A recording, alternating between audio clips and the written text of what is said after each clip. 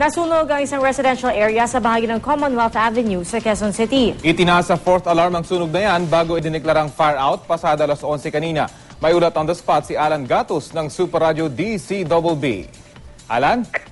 Mabilis na naapula ang sunog na naganap dito sa may bahagi ng 157 Santa Maria Street at Commonwealth Avenue sa Barangay Holy Spirit na matapos yung mabilis na pagresponde ng mga kagawad ng pamatay sunog. Umakit nga lamang ng hanggang ika-4 na alarma ang sunog kung saan bahay ang naapektuhan.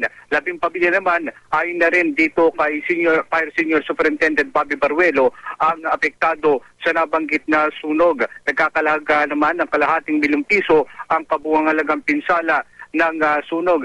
Special investigasyon ng mga kagawad ng pamatay sunog o ng Quezon City Fire Department. Nagsimula ang sunog sa bahay ng isang Wilson Sales kung saan sa inisyal na impormasyon nila ay ito raw ay napabayaan na lutuan o may nagluluto at napabayaan at naging dahilan ng mabilis na pagkalat ng apoy. Rafi?